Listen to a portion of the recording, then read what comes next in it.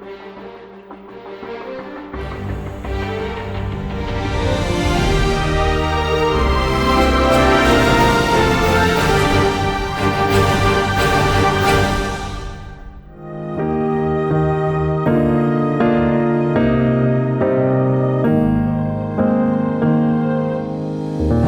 idea ahora es poder continuar este tiempo y compartir algunas preguntas que ustedes han hecho al pastor Miguel, que vienen del material que él compartió, pero también hay otras preguntas que son un tanto generales, que yo creo que aplican muy bien, pastor, a lo que es la vida de matrimonio y las etapas donde hay muchos aquí representados en el día de hoy. Yo quiero felicitarles de manera muy particular porque hay preguntas muy buenas que yo sé que van a edificarnos a todos y que va a servir de material para incluso bendecir a otros que posteriormente nos estén viendo a la distancia. Amén. Pastor, yo tengo una pregunta para usted y es algo que ya has hablado en otros momentos, inclusive tuvimos la oportunidad de hablarlo en un conversatorio recientemente con otro pastor, y es el tema de la importancia de una mente bíblica. Inclusive en el libro que tienes de Renueva tu mente. Renueva tu mente. Esa es la premisa principal del libro, el tema de una transformación de una mente bíblica. ¿Cómo la falta de una mente bíblica afecta mi relación de matrimonio? Esa es la pregunta que tengo para el día de hoy. Bueno, yo creo que lo afecta profundamente y radicalmente, porque yo no voy a tener ni el concepto adecuado de Dios pensando en el triángulo, ni el concepto adecuado de mí mismo, ni el concepto adecuado de los demás, ni cómo esa relación que establecimos en lo que compartimos, cómo ocurre, cómo se da. Voy a tener falsas expectativas de la vida, no voy a tener un espíritu de gratitud hacia las cosas que Dios sí me ha dado, no voy a tener un espíritu de aceptación hacia las cosas que Dios continúa permitiendo en mi vida como parte del trabajo que Él está haciendo en mí. Al final del camino, es la mente bíblica lo que permite que mi vida pueda cambiar. Y por eso yo decía en un momento dado, necesitamos una nueva perspectiva de la vida, y esa nueva perspectiva se da cuando yo soy una nueva persona, una mejor persona, una persona más santificada. Pero yo no me puedo santificar si yo no tengo una mente bíblica, si yo no pienso bíblicamente. Por tanto, en todas las situaciones en que el cristiano está, matrimonio o no, él tiene que pensar a través de lo que la Biblia sí revela y actuar conforme a lo que la Biblia revela, aunque yo no lo esté sintiendo, porque en llevar eso a la práctica es donde está mi transformación. Entonces puede ser que yo esté molesto con Joan, por ejemplo, en un momento dado, pero si yo actúo piadosamente, aunque no lo sienta, eventualmente Dios está cultivando en mí un carácter piadoso cuando yo tuve que someter mi carne o mis deseos, lo que quería hacer, mis pensamientos, y lo hice como Él quería que yo lo hiciera. Y de esa manera entonces, al mismo tiempo estoy retroalimentando la mente, porque lo que conozco en mi mente lo llevé a la práctica y la mente se fortalece en su hábito de conducta, de manera que eso es vital. Sí, yo escuchándote, creo que no hay un mejor lugar para poner a prueba mi mente, si yo tengo una mente bíblica, que el hogar, que en la relación con mi esposa y con mis hijos. Exacto, no en el seminario, en el hogar. Claro. Porque en el seminario yo puedo adquirir conocimiento, pero no necesariamente adquiero una mente bíblica si yo no llevé a la práctica aquello que aprendí. Amén. Alguien nos pregunta, y fue la pregunta que más votada, dice: algunos consejos para evitar que la tecnología se vuelva una piedra de tropiezo en el matrimonio. Algunos consejos para evitar que la tecnología se vuelva una piedra de tropiezo en el matrimonio. Bueno, yo asumo que cuando hablamos de tecnología es tiempo pasado frente a equipos electrónicos. Incluyendo televisión, celular, todo ese tipo de cosas. Bueno, yo creo que cuando nosotros aprendemos a relacionarnos humanamente y amamos las relaciones, yo creo que eso es como el principal consejo para evitar el que yo termine adicto a las pantallas, porque lo que yo amo no son cosas, no son equipos, yo amo el estar con gente. Por tanto, si yo lo que amo es estar con gente, yo no creo que voy a estar tan gozoso de estar frente a una pantalla Yo hago eso porque las relaciones no me gustan, no me hacen sentir tan cómodo, no me sé relacionar tan bien, no me siento tan libre, no puedo expresar mis emociones tanto como yo quisiera, como quizás lo puedo hacer cuando veo un video, cuando veo un relajo, cuando veo ese tipo de cosas que la gente donde gasta tiempo, o una película, o una televisión. Si a mí me gusta la gente, si yo amo la gente, y eso hemos hecho mucho énfasis en nuestras últimas conversaciones pastorales, no son las tareas. A mí lo que me gusta es la tarea de predicar y no lo que la predicación puede hacer en personas y verlos libres. Pues básicamente yo voy a hacer, como llama en inglés, un talking head, una cabeza que habla, que disfruta lo que está haciendo, disfruta su tarea, pero después que el sermón termina, yo quisiera irme por aquí atrás y no ver a nadie ni saludar a nadie, porque yo no amo a la gente, pero yo amo la predicación primero porque me habla de Dios y segundo porque yo veo la libertad que otros pueden adquirir cuando llevan a la práctica lo que escuchan en una enseñanza, en una predicación. Entonces yo creo que esa es la clave, el poder amar a entes, Dios como el máximo ser viviente y a los demás, y todo lo otro va a palidecer, porque ahorita comenzamos a dar, tú sabes, fórmula, bueno, después de las 7 de la noche que no se prenda tal cosa, que a las 10 de la noche se apague tal cosa, pero tú sabes que yo puedo apagar la televisión a las 10, porque si a mí no me gusta estar con mi esposo o hablar con mi esposa, a las 10:05 yo me voy a dormir, porque lo que yo quiero es, tú sabes, yo estoy evitando un contacto humano, y parte del problema es que las pantallas crean adicciones, es verdad, literalmente, crean circuitos eléctricos en el cerebro que responden a eso que estoy viendo. Si tú no quieres hacerte adicto a la pantalla, entonces tienes que evitarlas, número uno, y número dos, tienes que cultivar relaciones humanas de manera que te guste hablar, te guste interactuar, porque eso es donde tú vas a gastar el tiempo, en relaciones y no frente a una pantalla. Uno de los problemas del mundo de la tecnología es que el ser humano fue hecho por Dios con una conciencia. La conciencia es su filtro de lo que entra y de lo que sale. Pero cuando tú tienes imágenes entrando, y esto está de hecho estudiado, probado, descrito, escrito, cuando tú tienes imágenes entrando, las imágenes son tantas y son tan rápidas que ellas entran a tu cerebro, causan un impacto y tu conciencia ni se enteró. Y las imágenes comienzan a cambiar tu forma de pensar y de actuar y tu conciencia ni se ha dado cuenta que ha estado cambiando y adormeciéndose, porque ya no las pudo filtrar. Cuando nosotros, por ejemplo, ahora nosotros estamos hablando, pero tú tienes una idea que yo tengo que desarrollar en palabras, que dura 2, 3, 4 minutos desarrollándose. En una imagen es y en 20 segundos yo recibí 30, 40 impulsos diferentes. Vi una mujer de una forma, vi un hombre de otra forma, lo vi en ciertas acciones, pecaminosas o no, y todo eso ya se entró, y tengo 20 segundos para eso. Entonces eso es uno de los problemas hoy en día, que estamos levantando una generación adormecida de su conciencia y cambiándolas con una conciencia completamente durmiente. Pudiéramos decir también que la tecnología se ha convertido en esas ramas donde con las que la gente ha tratado de esconderse de quién es. Definitivamente. No hay cosa más fácil para alguien esconderse que estar frente a una televisión, frente a una computadora, frente a un celular, literalmente hablando. Entonces, a mí lamentablemente, por error que me ha tocado jugar y sobre todo ahora en la pandemia donde yo tengo mucho más mensajes de lo que yo quisiera recibir, con cierta regularidad tengo que llegar al celular.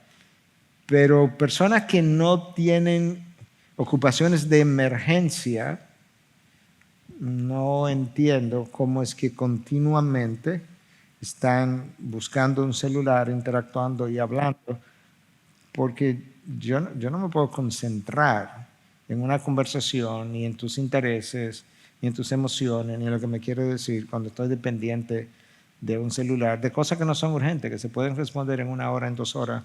Hasta mañana a veces se puede responder ese mensaje. Entonces, nada, dejo esa piedrecita ahí. Hay esposos que hoy en día se hablan más por los celulares que en persona. Sí, en la misma casa se mandan mensajes de una habitación a otra. Sí. Súbeme agua. Tráeme tal No, cosa. y de un piso también. Pastor, aquí hay otra pregunta. Dice, ¿cómo confrontar a tu esposa o aconsejarla si cada vez que ¿Cuándo, trato... perdón? ¿Cuándo? ¿Cómo confrontar a tu Dice, esposa? ¿cómo confrontar a tu esposa o aconsejarla si cada vez que tratas de corregirla sobre algo, ella se molesta y torna la conversación en tu contra? Una pregunta. Eso es más o menos común. Yo creo que hay múltiples razones, todas individuales. Yo creo que tanto el esposo como la esposa tienen que aprender algunas cosas. Por un lado, como la pregunta tenía que ver, me imagino la hizo un esposo, o sea, la mujer es muy emocional. Y como es muy emocional, obviamente tiende a reaccionar más emocionalmente que el hombre. Número uno. Número dos, la mujer tiene una forma de pensar que todo corre junto como en un río. Entonces, sus deseos, sus deficiencias, si tengo deficiencia de cariño, de amor, de apego, de afirmación de parte del esposo, lo que pasó ayer, lo que el hijo hizo ahorita, hace media hora, todo eso corre al mismo tiempo, lo que me pasó en el trabajo. Nosotros no somos así, nosotros funcionamos en cajas.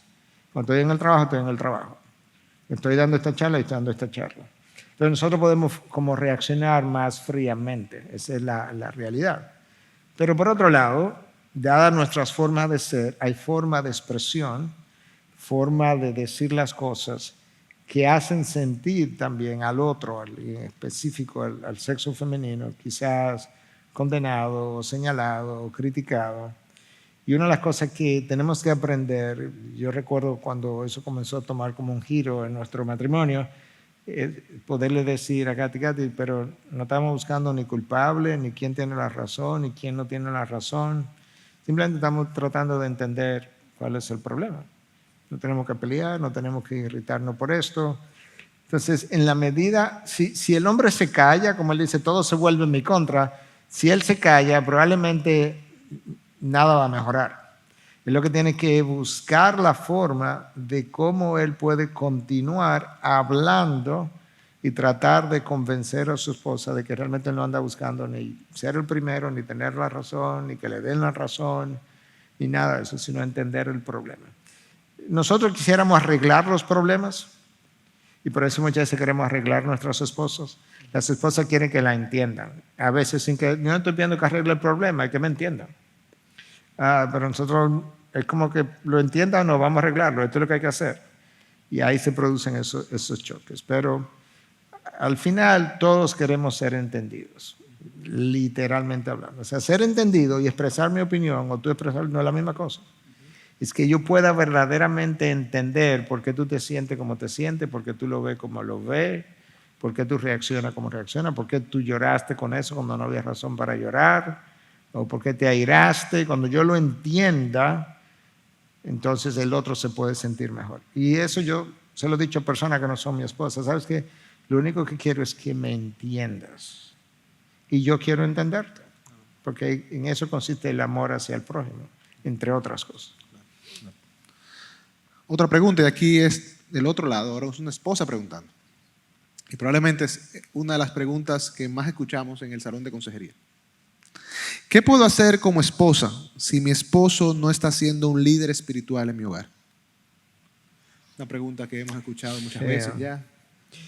Yo creo que, por un lado, no quiero sonar como un cliché, pero mientras más años pasan, más creo en el poder de la oración, literalmente hablando. Entonces yo diría, comienza por orar para que Dios inquiete a ese esposo y le haga ver, le quite su ceguera y le haga ver que él no tiene lo que quizás ni él mismo sabe que no tiene.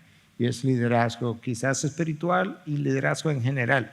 Entonces yo creo que eso es uno. Dos, yo creo que una esposa puede contribuir a estimular el liderazgo espiritual, pero yo creo que hay esposas que contribuyen, y lo hemos visto también en el salón de consejería. Voy a usar un término médico, de manera que no estoy siendo profano, pero yo creo que una esposa puede castrar el liderazgo espiritual de un esposo y el liderazgo emocional.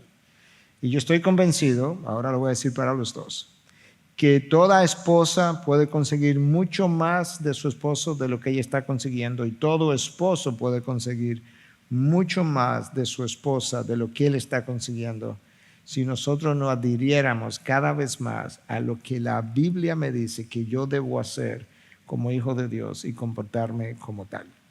Pero yo creo que ambas cosas se dan. Hay esposos que no tienen liderazgo y hay esposos castrados de liderazgo también, porque quizás tampoco lo aprendió, quizás su padre no lo fue, no lo aprendió como niño, entonces le estoy pidiendo peras al manzano, tú sabes que no me lo puede dar, pero yo debo convertirme en un viento debajo de las alas de la persona que yo entiendo que Dios puso a mi lado, porque eso es otra cosa, que si yo pienso que Dios no me dio a esta persona, yo lo que voy a estar es buscando las faltas que Katy tiene para explicar que yo tengo razón de que Dios nunca me dio a Katy.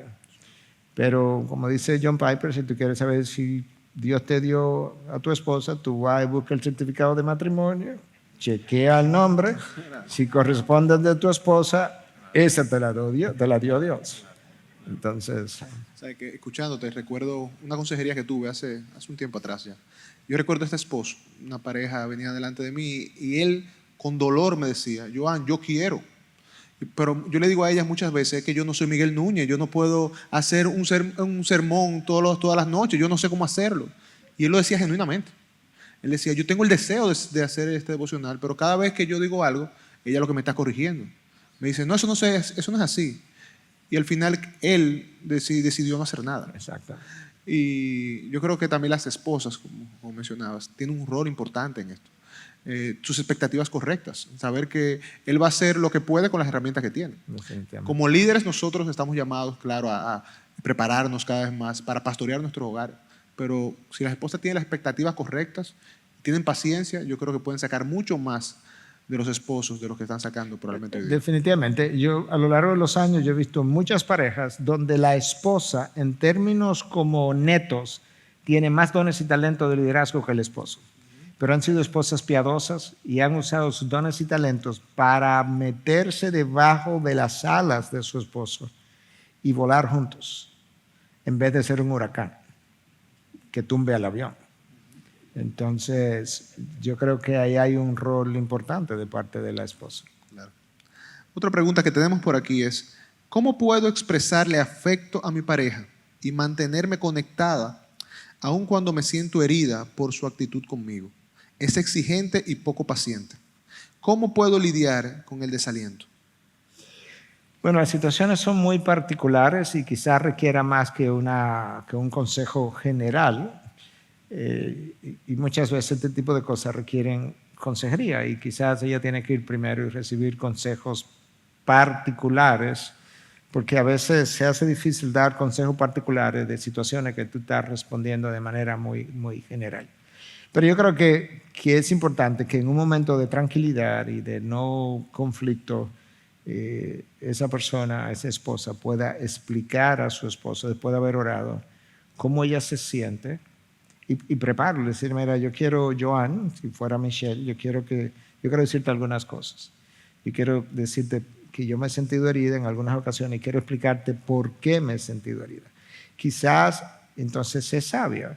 Quizás no ha sido tu intención herirme, pero me heriste.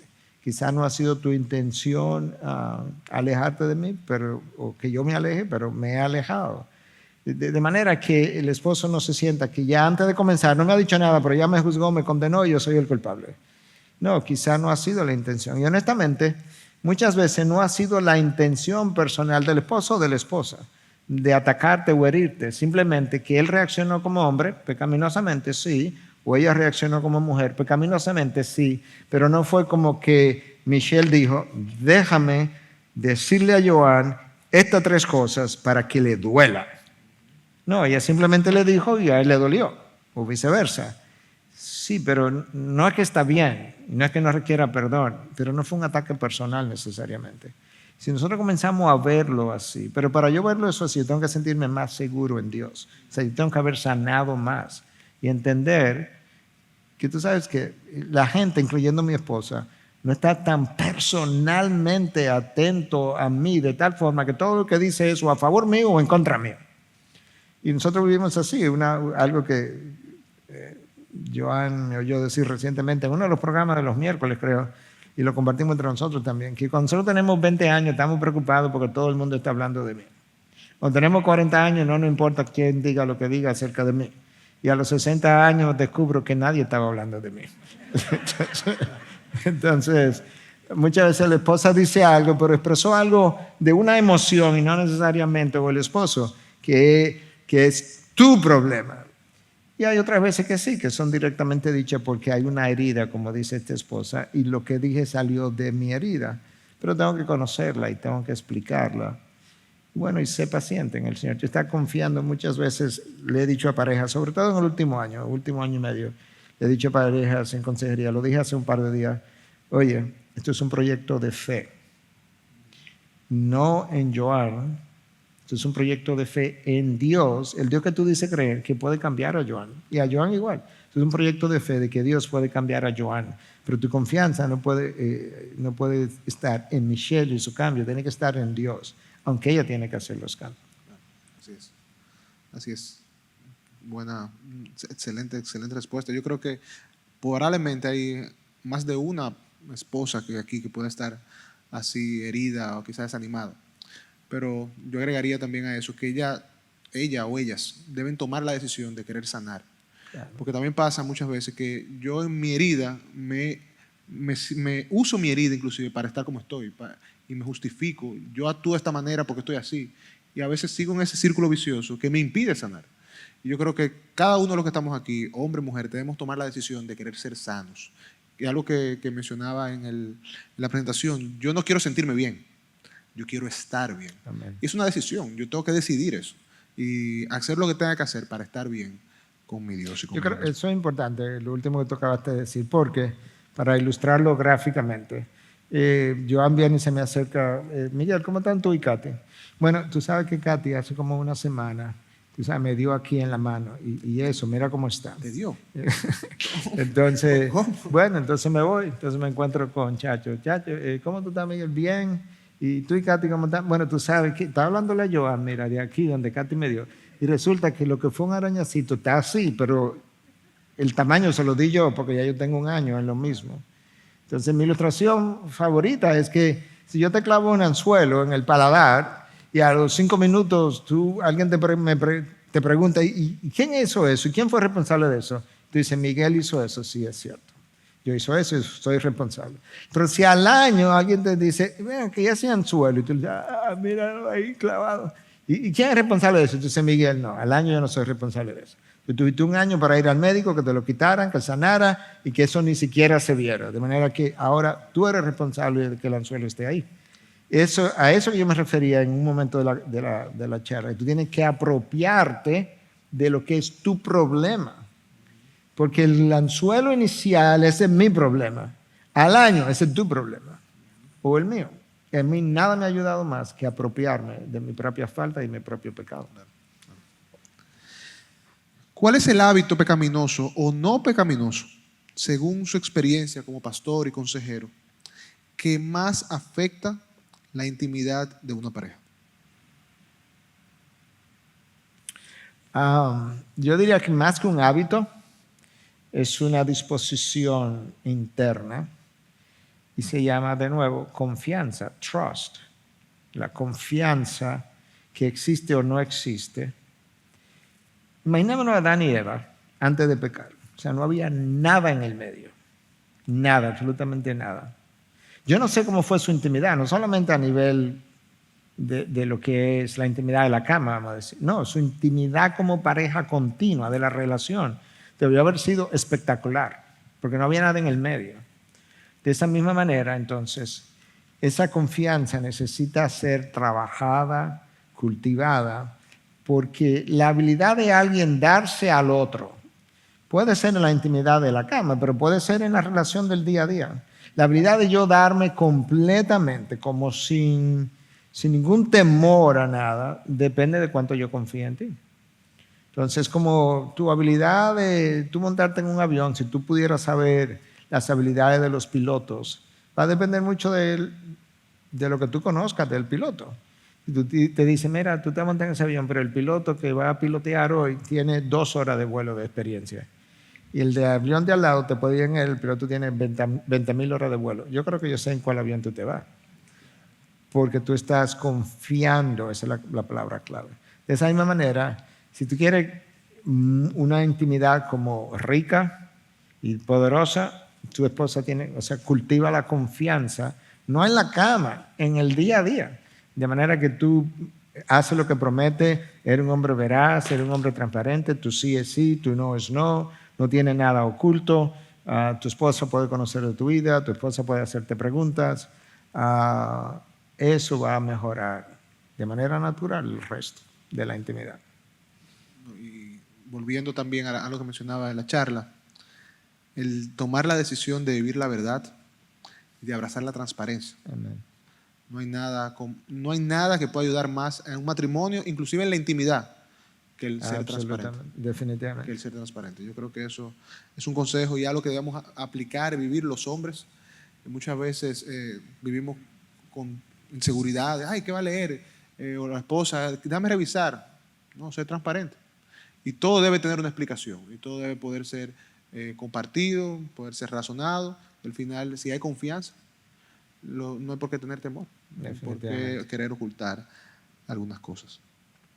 Pastor, alguien pregunta y solicita y nos está pidiendo algunos consejos para no perder los detalles en el día a día en el matrimonio. Hay matrimonios que se vuelven un tanto monótonos, ya hacemos lo mismo, somos rutinas, me levanto en la mañana, me cepillo, desayuno, me voy, llego en la tarde, vuelvo, y es la misma rutina semana a semana, mes a mes.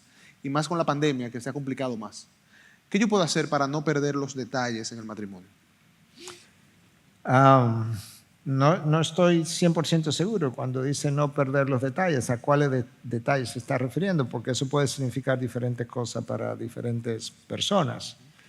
Pero yo creo que tú puedes tener en cuenta los detalles y no necesariamente tener la mejor relación matrimonial, en el sentido de que a veces el simple hecho de ser de una personalidad X, como sanguíneo, hace que yo tenga más en cuenta detalles y una florecita y una notica, pero el hecho de que yo sea sanguíneo no garantiza necesariamente que yo tenga una mejor relación matrimonial. Entonces, yo creo que hay detalles de diferentes tipos. Por eso decía, no estoy seguro a cuáles detalles nos estamos refiriendo. Porque a veces hay detalles que implican que mañana es día de San Valentín, día de la amistad, día del amor, y entonces el esposo o la esposa tiene una sorpresa, no lo que sea, hasta un viaje a un sitio, un dulce, lo que tú quieras. Y eso es como, oh, wow, para algunas esposas. Para otras esposas es como, bueno, gracias. Pero hay otros detalles de otro tipo que pueden tener que ver incluso desde su salud, qué sé yo. A mi esposa le encantan los perros. Si yo hago algo por el perro que tenemos, eso es un detalle que yo creo que ella lo va a apreciar. Y no tiene que ver con ninguna flor que yo le regalara. Yo creo que ella va a apreciar más que yo haga algo por el perro que le traiga una flor. Entonces yo creo que, o no. Es verdad, es verdad. Dice que si yo quiero estar bien con Katy, tengo que estar bien con el perro. O sea que es decir, que si te vemos paseando el perro por la casa, ¿qué está pasando? Exactamente. Entonces, bueno, por eso refería que no estaba seguro a qué nos referimos cuando hablamos de detalles. Pero yo creo que los detalles van a variar de pareja a pareja. Y es tener en cuenta aquellas cosas que quizás le demuestran al otro cónyuge que realmente a ti te importa ella o él, porque se puede dar en ambas direcciones. Yo creo que en eso es que consiste. Bueno, entonces lo de la rutina, yo creo que la rutina se da porque las personas no están creciendo. A mí se me hace difícil pensar como que Katy esté creciendo y yo esté creciendo y que tengamos una rutina en el matrimonio. Yo no, o sea, eso yo no me lo imagino. No tengo la menor idea de cómo eso puede ocurrir. Porque el compartir en una casa, se supone, si tenemos una buena relación, es compartir tu crecimiento, literalmente hablando. Entonces, yo creo que la rutina se da porque han dejado de crecer, quizá como individuo o quizá como pareja, o ambas cosas, porque si dejamos de crecer como individuo no vamos a crecer como pareja. Entonces mi estímulo, tú tienes que crecer continuamente de manera intencional. Créeme, yo le he dicho a nuestros pastores compartiendo, yo leo no para predicar un sermón, yo leo porque yo quiero crecer continuamente. Cuando yo cierro los ojos y entra en gloria, yo quiero que ese sea el final de mi crecimiento de este lado. Pero yo quiero crecer todos los días y yo leo para crecer. Todo lo que leo, lo leo para crecer. Porque no importa si es medicina, lo leo para crecer como médico. Porque el entendimiento me ayuda a vivir de una mejor manera, o practicar la medicina de una mejor manera, o predicar de una mejor manera, o ser un mejor esposo, o ser un mejor amigo. Yo quiero estar bien, no sentirme bien, o que la gente me aplauda, o que la gente me reconozca. Todo eso, como Pablo dijo, todo eso es basura. Yo quiero estar bien con Dios. Y crecimiento es como yo garantizo estar bien con Dios. Otra pregunta que tenemos aquí que me parece muy interesante. La persona que escribe dice, en la vida cristiana muchas veces se omite la parte del versículo donde se indica como a mí mismo. Amarás al Señor tu Dios, amarás a tu prójimo como a ti mismo. ¿Cuál sería la perspectiva correcta del amor propio? Yo creo que es una excelente pregunta, porque vamos a pensar un momento. La palabra de Dios dice que no hay nadie bueno, no hay nada bueno, no hay ni siquiera uno, no hay nadie justo. Entonces, ¿cómo que yo voy a amar a esa persona que la palabra declara no bueno, no justo? Entonces, si Pablo dice, por ejemplo, nada bueno hay en mí, ¿cómo es que Dios me dice que me ame a mí mismo? ¿Qué hay? ¿Qué es lo que hay en Joan que me obliga a mí a amarlo como Dios me dice que lo ame? ¿Qué es lo que hay en Joan? La imagen de Dios. ¿Qué es lo que hay en mí que obliga a Joan a amarme a mí? La imagen de Dios. Eso es lo que yo tengo que amar. Yo tengo que amar la imagen de Cristo que está en formación en mí para cuidarla de tal manera que se siga formando, porque yo amo esa imagen, no simplemente la que tengo, yo amo la imagen que quiero tener, que quiero llegar a tener. Entonces, yo voy a cuidar de Joan y amar la imagen de Dios en él, de la misma manera que yo voy a cuidar de esa imagen en mí. Entonces, yo estoy haciendo lo mismo con él que estoy haciendo conmigo, literalmente, pero lo que estoy valorando es la imagen de Dios que permanece aún después de la caída. Yo creo que eso es un concepto importante. Yo no veo pornografía porque yo no puedo entender cómo me voy a deleitar con la imagen de Dios en esa mujer y cómo yo pienso que la imagen de Dios en mí se va a deleitar con aquella imagen de Dios de una manera perversa. O sea, no entiendo cómo eso puede ser. Entonces, no hay nada que a mí me haya ayudado más en amar al otro, valorar al otro, dignificar al otro, que la idea de la imagen de Dios en mí y en el otro. Yo no puedo ver dos boxeadores peleando porque yo no veo como dos imágenes de Dios se caen a trompadas y que otra gente paga para disfrutar de eso. Y así sucesivamente. Entonces, yo no le puedo hablar mal a una persona. Yo no digo que no lo haya hecho en algún momento, pero es muy difícil porque yo no veo cómo maltratar la imagen de Dios en el otro, aún en Tomás, mi sobrino, de esa manera. Pero es por el cultivo de la imagen de Dios en el otro. Si Dios no existiera, yo fuera un vagabundo. Literalmente, ¿cuál sería la intención de portarme bien si no hay ningún fin? Seríamos como los animales, que tampoco tienen la imagen de Dios ni tienen ningún fin. Ellos van a gozar hasta que se mueran. Bueno, pues disfrutar hasta que te mueran. Entonces yo creo que ese concepto es importante. Y la razón para la cual yo cuidar mis ojos, cuidar mis manos, cuidar mi cuerpo, es porque yo soy portador de la imagen de Dios. Claro. Y cuando yo veo a mi hermano, tengo que verlo de esa manera, tengo que ver la imagen de Dios en él. Cuando en medio de una discusión acalorada, antes de yo decirte dos cosas, yo tengo que recordar, esa persona, por más mal que se vea, porta la imagen del Dios Santo. Santiago lo dice, que cómo es que con los mismos labios que tú alabas a Dios, tú puedes hablarle a tu hermano o condenar a tu hermano que es portador de la imagen de Dios. O sea, lo que Santiago dice es exactamente lo que yo acabo de decir. Que cómo es que vas a respetar a tu hermano que es portador de la imagen de Dios. El sexto mandamiento de la ley de Dios que dice no matarás, lo que está protegiendo únicamente es la dignidad de la imagen de Dios. Cuando peleamos a favor del aborto, lo único que estamos haciendo es pelear a favor de la imagen de Dios, literalmente hablando. Entonces, de esa misma manera, en el concepto de lo que estamos hablando, es exactamente lo mismo. Va a amar al otro como a ti mismo, va a amar la imagen de Dios en él como tú amas la imagen de Dios en ti. Eso es como debe darse. Amén. Alguien también pregunta, ¿qué puedo hacer si ya no siento deseo de llegar a mi casa y estar con mi familia? Prefiero quedarme en el trabajo y evitar llegar para escuchar los problemas del hogar. ¿Qué debo hacer si estoy ahí? Bueno, yo creo que todo comienza con una evaluación, admisión y luego confesión. Entonces yo creo que debes sentarte con tu esposa y decirle, mira, me ha llegado a pasar esto y yo quiero que eso cambie. Vamos a hablarlo, vamos a ver qué es, por qué que yo he llegado ahí, porque yo no quiero seguir viviendo de esa manera. Pero si yo me quedo callado, si yo no lo hablo, ni mi esposa está al tanto, ni ella va a tener motivo de oración, ni ella puede comenzar a pensar de qué manera ella ha contribuido, ni ella va a poder decirme a mí, bueno, lo que pasa es que sí es cierto que estamos así, que la relación está así, pero está así también porque hay una parte en la que tú contribuyes. Entonces, cuando entre tu oración, tu lectura de la palabra, lectura de literatura y lo que tu esposa te diga, ahí tú comienzas a describir cuál es la parte que tú tienes que cambiar para que ella también cambie, la situación cambie y tú quieras luego regresar. Y le dice a Dios, literalmente, Señor, mira, yo no quiero regresar a mi casa, yo no amo a mi esposa lo suficiente, si es el caso, perdóname porque yo sé que esa no es la manera de ser. Yo no soy una fábrica de amor, pero la palabra dice que tú sí, si el amor sí viene de ti, yo te pido que tú me dé amor incondicional por mi esposa.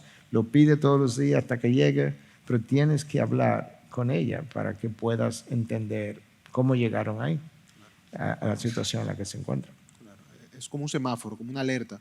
Y que si no vemos esa alerta, vamos a ir profundizando en esa lejanía, nos vamos a ir alejando más, alejando más, alejando más.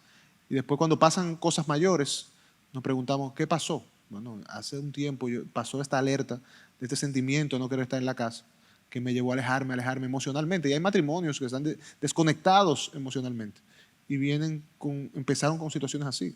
Prefiero quedarme del trabajo, estoy cansado de oír los problemas. Definitivamente. Y yo pensando en eso, yo creo que nosotros, cada uno de nosotros, tenemos que ser celosos con nuestro matrimonio. Yo recuerdo una imagen que se mandó en el chat de la oficina, donde había una gallina o un gallo, que puso contra la pared a un águila. No sé si lo recuerdan. A un halcón. A un halcón. Literalmente se ve una gallina defendiendo a sus polluelitos y pone al halcón contra una pared. Y se ve el halcón con los brazos abiertos y el gallo y la gallina como defendiendo. Yo creo que de esa misma manera nosotros debemos proteger nuestro matrimonio. No importa contra qué situación, defender nuestro matrimonio y ver este sentimiento de no quiero estar en mi casa, no quiero escuchar los problemas, como una luz amarilla. Decir, mira, algo está pasando, yo tengo que tomar medidas, porque al final puedo destruir algo que es valioso y santo para el Señor. Definitivamente. Alguien pregunta también aquí, y esto es una esposa, dice, por la pandemia estoy muy cansada. Niños en la casa tomando clases, las cosas del hogar y trabajo para ayudarlo a proveer. Él se involucra poco en las cosas de la casa y me dice que no tiene tiempo para ayudarme. ¿Qué solución yo puedo encontrar a eso? Y al parecer tú una hermana que está cansada en este momento y no sabe qué hacer, se siente drenada, no sabe qué hacer. Trabaja, niños en la casa todo el tiempo, le pide ayuda al esposo, el esposo dice que no tiene tiempo, no se involucra en las cosas de la casa. ¿Qué hacer con esta hermana que está así? Yo creo que hay cosas que es posible que él no pueda hacer. Por ejemplo, si él está trabajando en el día y los niños están en la casa con clases virtuales, obviamente él no va a poder ayudar en ese momento. Yo creo que el esposo debiera buscar cosas en las que sí pudiera ayudar a la esposa, que ya no caen dentro de lo que son sus horas de trabajo, por así decirlo. Y quizá no estén relacionadas a las clases, pero están relacionadas a cosas que ella sí tiene que hacer. Y una de esas descargas es incluso poder hablar y escuchar y ser entendida y ser comprendida. Y no, es que yo no tengo tiempo. Porque esa actitud puede dar la impresión de que no tengo tiempo, pero tampoco me importa lo que tú haces ni lo cansada que estás. Entonces, pudiera ser orar juntos, pudiera ser conversar, cosas que le ayuden a descargar. Eso que es una descarga en pregunta aquí, por ejemplo, pudiera ser una descarga en la casa, pero con una receptividad de entendimiento, de agradecimiento. Mira, yo agradezco el esfuerzo que tú estás haciendo, yo sé que eso tiene que ser drenante, y lamentablemente yo no estoy aquí durante el día, pero dime si hay otras cosas cuando yo llegue, después que llegue del trabajo, ¿con qué otras cosas yo pudiera potencialmente ayudarte en estas horas. Y tener la intencionalidad de ayudar al llegar con otras cosas que no están relacionadas al quehacer escolar, pero que pudieran descargar a la esposa e incluso descargarla emocionalmente. Porque a lo mejor no es tanto que friegue los platos, por así decirlo, pero sí, por usar una ilustración, pero si ella está fregando, quizá el hecho de estar ahí conversando con ella mientras friega, eso tiene un valor para la esposa, para el sexo femenino, mucho más de lo que tú te imaginas. Entonces, tú puedes fregar, a mí no me molesta fregar, Katy lo sabe, no me molesta planchar, Katy lo sabe, para nada.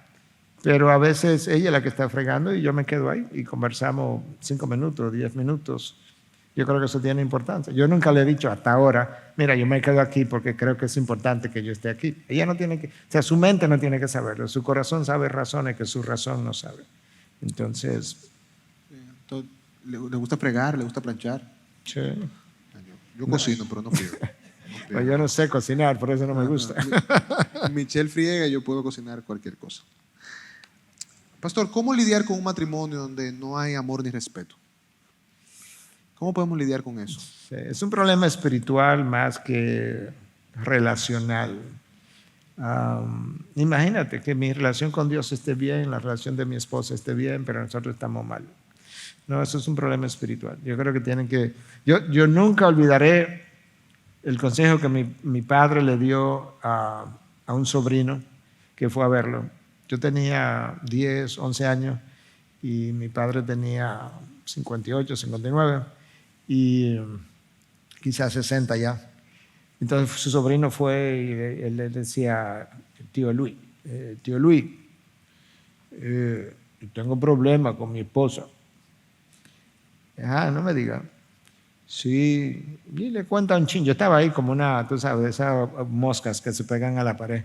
Estaba ahí oyendo, porque como que todo lo que mi papá decía, o a mí como que me interesaba oírlo. Entonces, me llamó mucho la atención que mi papá no le preguntó como que le contara el problema. Le dijo, fulano, ¿cómo está tu relación con Dios? Y le dice, bueno, tío Luis, está mal, está mal. Dice, bueno, pues mira, ve a tu casa, arregla tu relación con Dios y luego tú vuelves y hablamos del problema.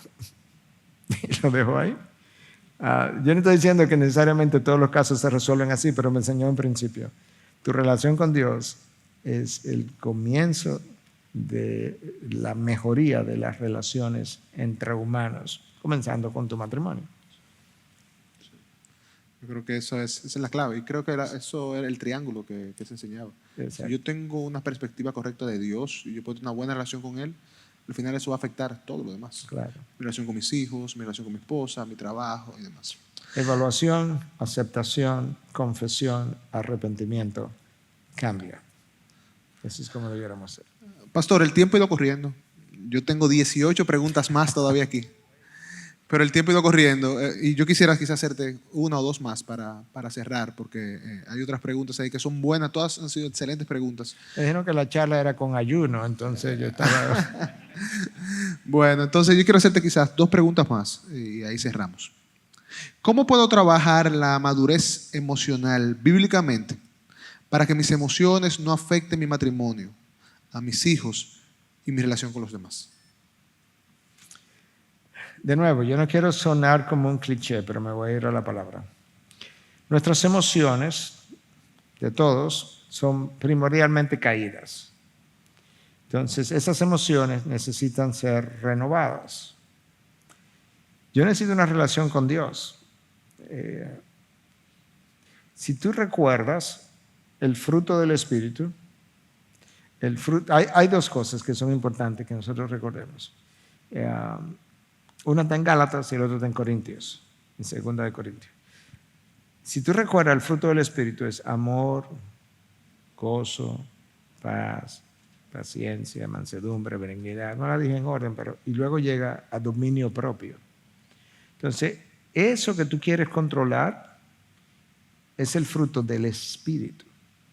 Entonces, ¿cómo yo cultivo el fruto del Espíritu? Yo cultivo el fruto del Espíritu en una íntima relación con Dios. Y para eso yo tengo que leer su palabra, meditar su palabra y aplicar su palabra, algo que dijimos al principio de la charla.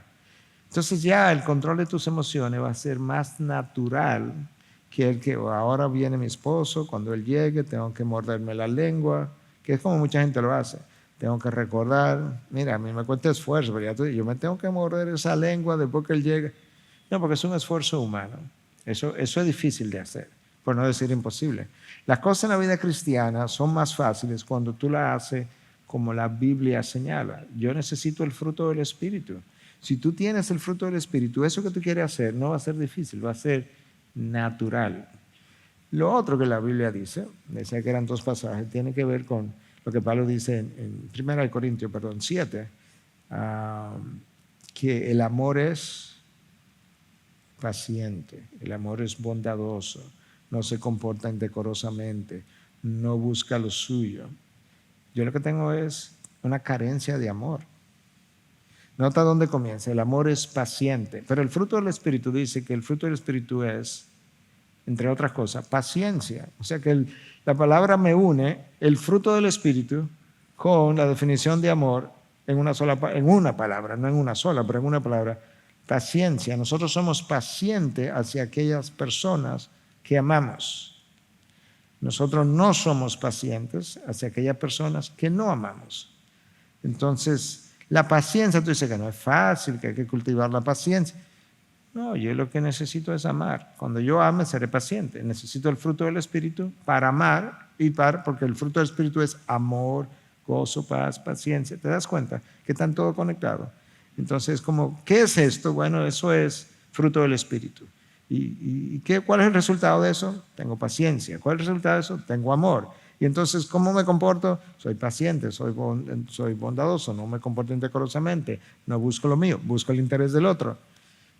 Estos problemas son prácticamente todos de origen espiritual, porque eso fue lo que se alteró en el jardín del Edén, un problema espiritual que alteró la relación espiritual entre Dios y el hombre. Que tenga un aspecto emocional de entendimiento, sí, pero la cura es espiritual. Porque de ahí que vengo de una rotura espiritual con Dios. Cuando esa rotura se repare completamente, se acabaron los problemas emocionales. Entonces, por eso que la iglesia, por la mayor parte del tiempo, habla de santificación, por esa razón. Porque es ahí donde está la raíz de los problemas, en una santificación de la imagen de Dios que se dañó, aunque no se perdió. Y finalmente, y probablemente la pregunta más difícil que te puedo hacer. Al salir por esa puerta, los que estamos aquí, como pastor, ¿cuál es esa verdad que usted anhela que nosotros nos llevemos por ahí, de lo hablado el día de hoy? No voy a sonar como un cliché, de manera que te voy a mencionar quizás más de una, pero porque yo pudiera decir, bueno, arregla tu relación con Dios, por ejemplo, y ya el resto se dará por añadidura. Bueno, no quiero hacerlo así porque yo creo que es un poquito más que eso, pero piensa en el triángulo que vimos y entonces vamos a decir que ese triángulo es esa verdad. O sea, piensa en ese triángulo donde está Dios, los demás y tú. ¿Qué tan balanceado o desbalanceado ese triángulo está? Entonces, si tú haces un reconocimiento de que te falta más conocimiento de ese Dios, entonces toma una decisión hoy de poder conocer más de ese Dios. En su palabra y literatura que te habla de Dios, que hoy en día hay de todo. Entonces, eso es uno. Revisa la relación con los otros y mira hasta dónde tú amas al prójimo. Haz una confesión, pídele a Dios arrepentimiento, dile a Dios que... Y el prójimo comienza con tu esposa. Si tienes que pedirle perdón a tu esposa o a tu esposo, si es el caso, pídele perdón por la manera como ha tratado al prójimo, que es ella o él, a ciertas promesas y comienza a cumplir las promesas. De qué forma tú entiendes que a partir de mañana yo te voy a tener más en cuenta. Entonces es el otro. Y luego, cuando regrese a ti, que tú puedas decir, al final del problema, el problema soy yo. ¿En qué sentido? Yo quiero decir que el problema soy yo. Porque yo no puedo lidiar con el problema de Joan. O sea, yo no puedo cambiar, porque ni siquiera sé qué está dentro de Joan. Ahora, yo sé cuál es el mío, o puedo encontrarlo. Entonces, cambia tú a la imagen de Cristo. Yo he mencionado en más de una ocasión un libro que yo leí hace años atrás que se llama It is not my fault, no es mi culpa. Cuando tú lees los capítulos, cada capítulo dice, sí, es tu culpa. Nota que cada versículo de la Biblia, no hay un solo versículo de la Biblia que a mí me diga que haga algo con el problema del otro, es conmigo que me dice. A mí me dice que no juzgue, a mí me dice que ame a Dios, a mí me dice que ame al prójimo, a mí me dice que me arrepienta. En otras palabras, Dios me está diciendo, tú eres el problema, y a Katy le va a decir, no, pero tú eres el problema. Y entonces, ¿cómo es que Katy es el problema y yo soy el problema? Sí, es que el problema de Katy es Katy, el problema mío es Miguel. Y cuando nos juntamos, tenemos el problema de Katy y el problema de Miguel. Yo lidio con el mío, tú lidias con el tuyo, y ahí crecemos de manera natural. Porque nos acercamos así y chocamos. Pero si nos acercamos así hacia Dios, cada vez que me voy acercando a Dios, los dos dedos estamos más cerca. Eso es lo que necesitamos hacer. Vamos a acercarnos, pero creciendo hacia Dios. Y eso es lo que la mayoría de las parejas no hacen. Y crecer hacia Dios no es que oramos juntos. Crecer hacia Dios es que estando casado, cada uno está procurando su crecimiento porque están creciendo hacia Dios. A lo mejor ni oran juntos, sí, pero estamos creciendo hacia Dios. Y como crecemos hacia Dios, estamos más cerca seguro, porque esto es lo que se está produciendo. Amén. Gloria a Dios por eso. Pastor, gracias. A ti. El Señor bendiga a nuestra iglesia, a nuestros matrimonios. Algo que estamos convencidos es que si tenemos matrimonios fuertes, tendremos familias fuertes. Amén. Si tenemos familias fuertes, tendremos una iglesia fuerte y una iglesia sana. Gracias por acceder a este recurso. Espero que haya sido de gran bendición para tu vida. Te sugiero que te suscribas a este canal de forma que tú puedas recibir notificación la próxima vez que hayamos subido un nuevo recurso que pueda servirte de instrucción y bendición.